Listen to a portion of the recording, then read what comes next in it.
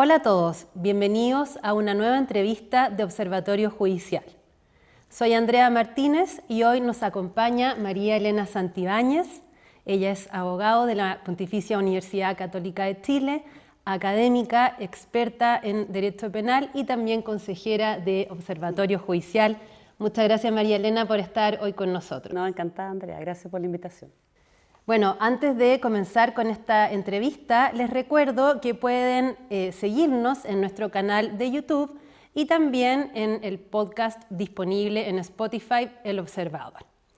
Muchas gracias, María Elena. Entrando en materia, me gustaría conversar hoy contigo acerca del gran impacto que se ha generado en la opinión pública este caso del juez de garantía de Arica, Héctor Barraza, que decide levantar el secreto, digamos, la reserva de la identidad de un grupo importante de testigos, más de 50 testigos protegidos y también agentes encubiertos, ¿cierto? Por el caso Los Gallegos, que está vinculado a una banda conocida que es el Tren de Aragua, ¿no? Pese a que esta decisión fue posteriormente revertida por la Corte de Apelaciones de Arica, ocurrió que de todas maneras se alcanzó a entregar la identidad de estos testigos a los abogados de los imputados. Y en ese sentido, María Elena, me gustaría partir con una primera pregunta quizás más general acerca de cuál es tu visión en este caso sobre esta decisión del juez y sobre un poco en el fondo la prudencia que debiese imperar las acciones judiciales en esta materia. Mira, Andrea, yo creo que en términos generales, ¿cierto? Lo que está en juego en temas de protección de testigos tiene que ver, en primer lugar, con la seguridad, ¿cierto? Y con que la investigación efectivamente se pueda llevar a cabo, con contar con personas que estén dispuestas a declarar, máxime en un caso de tanta relevancia como esta, y en que la amenaza y el peligro para las personas que puedan declarar existe. No es que lo estemos imaginando, ¿te fijas? En ese sentido, por lo mismo, es importante que se cuente con herramientas para que las personas se atrevan a prestar testimonio, a denunciar delitos de la naturaleza de la que estamos hablando, que nos afectan a todos como país finalmente, ¿cierto? Porque no estamos hablando de un delito cometido aisladamente en un lugar, sino que delitos cometidos por muchas personas respecto de una organización que sabemos que es tremendamente peligrosa, ¿cierto? Y que ha llevado a cabo una serie de delitos terribles, ¿sí? Homicidios, droga, lo que tiene que ver con trata de personas, por decir algunos, torturas, ¿sí? De tal manera que efectivamente si hay un delito en que amerita tomar mayores resguardos es precisamente delitos asociados a bandas criminales de este nivel. Así las cosas, entonces tomando en consideración que siempre lo que el juez debe ponderar para estos efectos son las garantías en juego, ¿cierto? El deber de protección de personas que, para efectos de que puedan declarar, versus el derecho también de la defensa de conocer quiénes son las personas que están formulando imputaciones, ¿cierto? O prestando testimonio. Evidentemente que, como tú bien señalabas, la prudencia indica que habría que tomar mayores resguardos, ¿cierto? Y tomar en consideración qué es lo que está en juego en los casos de crimen organizado. Así las cosas, parece ser, sin perjuicio que evidentemente tendrán que pronunciarse las instituciones idóneas sobre este punto, que será la Corte, ¿cierto?, en relación con esta materia, pero claramente que llama profundamente la atención una decisión tan apresurada, sin ninguna fundamentación real, toda vez que todo indica que existía un acuerdo para efectos de que el fiscal compareciera vía Zoom, y nos hace preguntarnos también qué puede haber detrás de una cosa así. Yo creo que toda la población en Chile se pregunta eso, ¿cierto?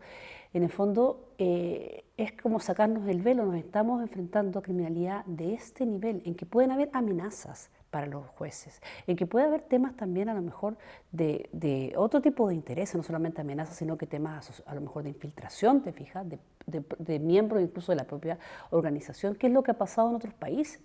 Entonces creo que en esta materia no tenemos que ser ingenuos, ya no estamos nosotros en un sistema criminal como el que comenzó con la reforma procesal penal, sino que nos vemos enfrentados a una criminalidad de una complejidad mucho mayor.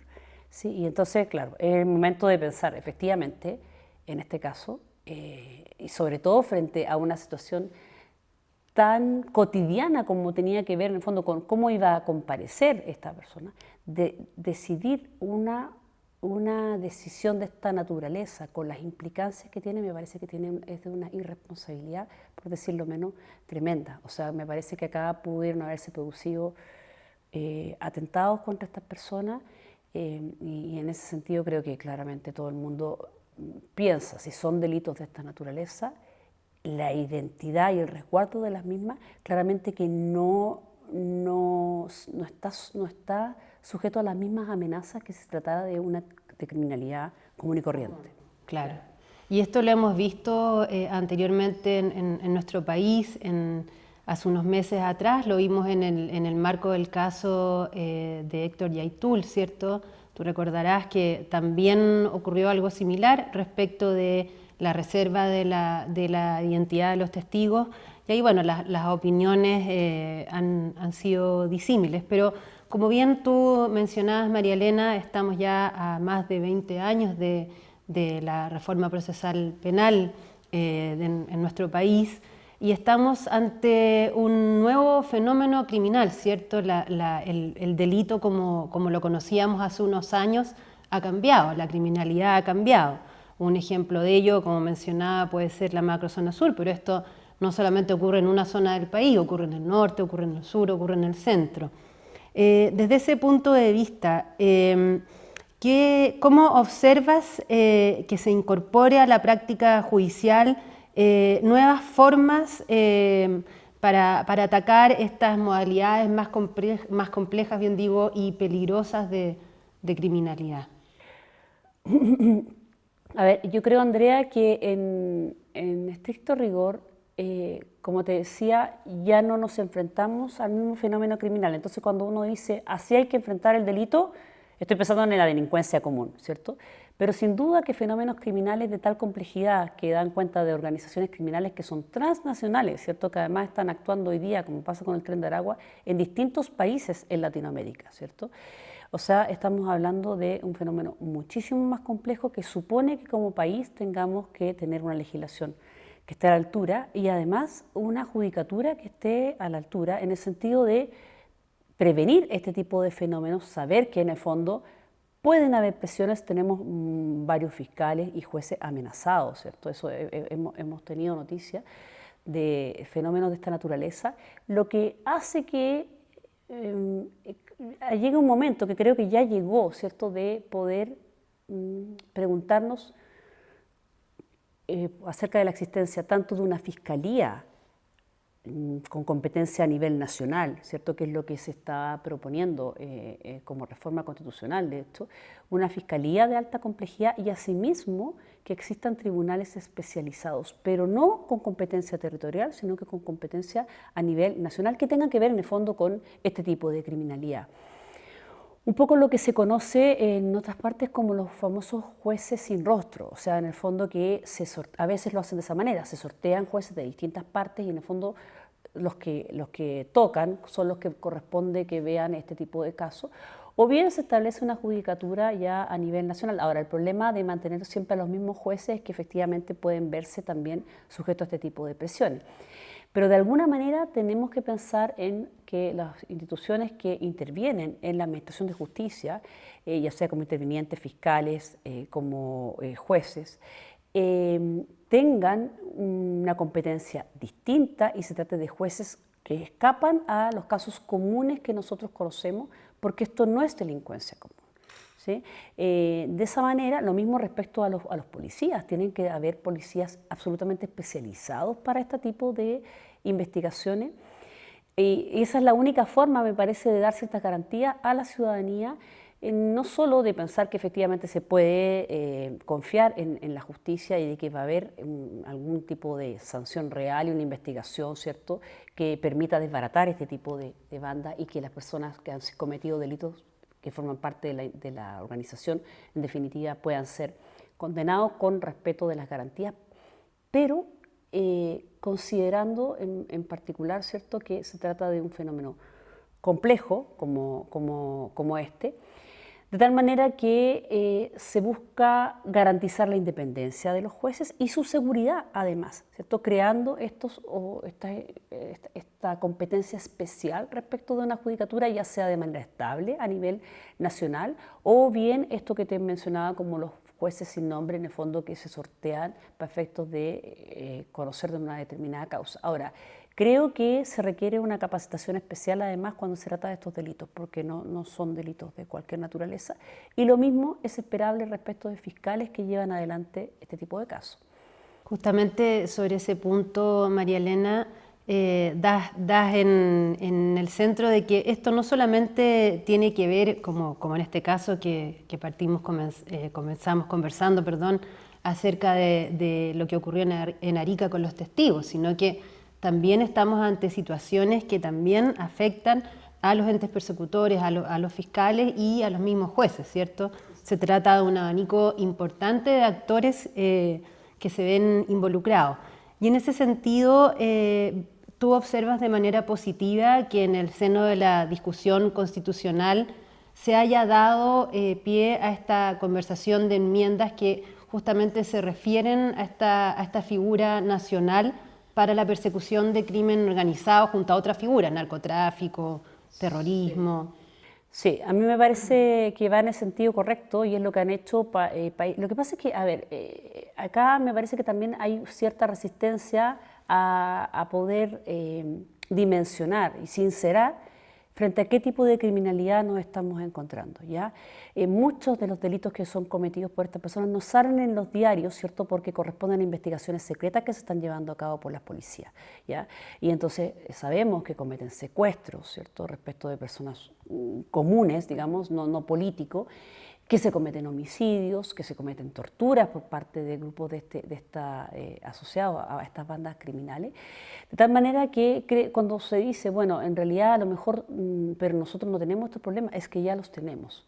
Me parece que ya los tenemos, o sea, ya estamos en un pie en que ha entrado la criminalidad organizada en nuestro país hace bastantes años.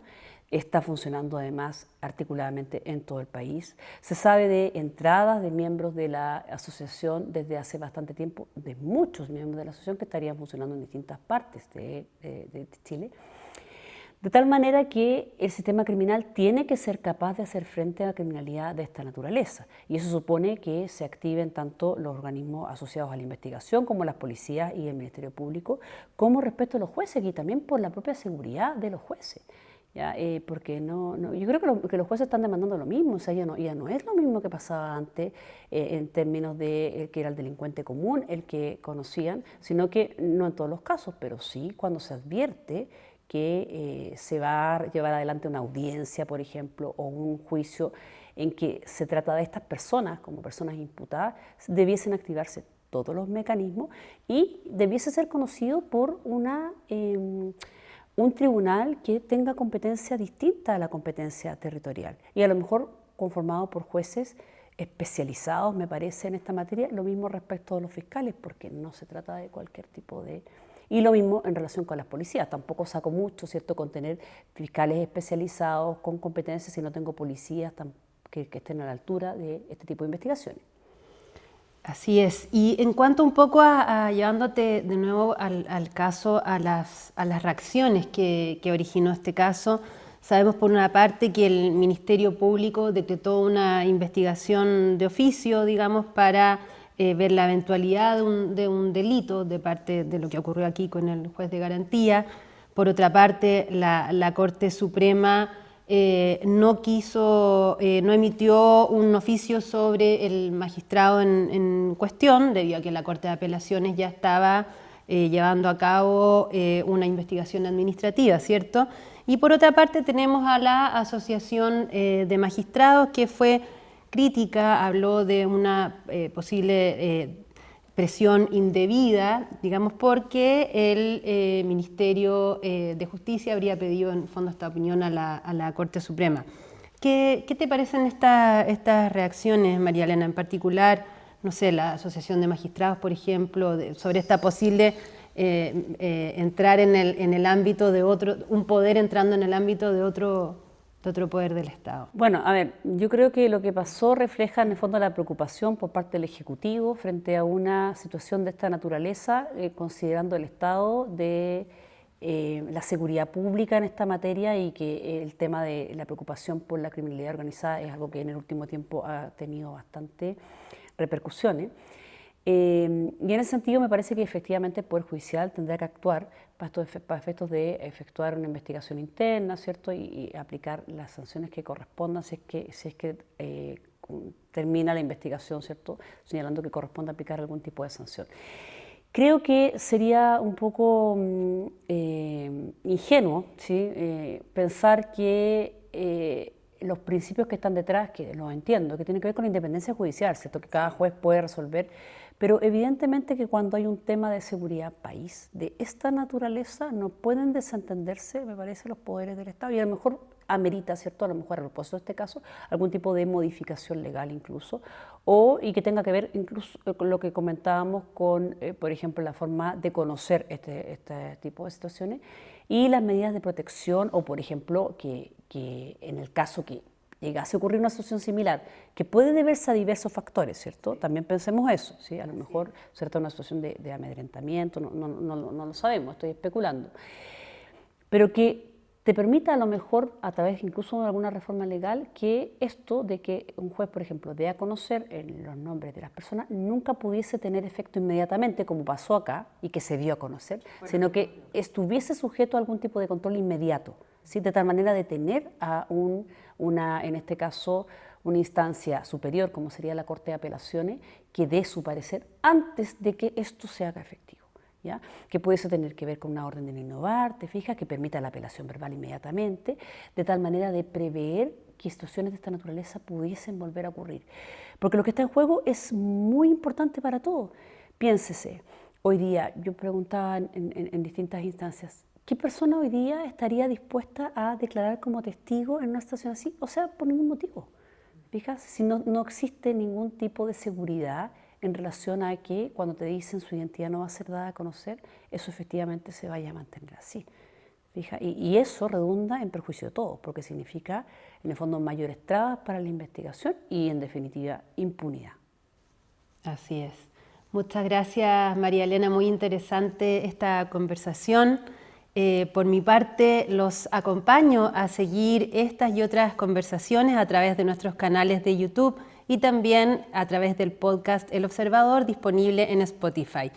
Y como siempre les recuerdo que tanto nuestras opiniones como informes están disponibles en nuestra página web en www.observatoriojudicial.org. Muchas gracias, María Elena, y será hasta otra ocasión.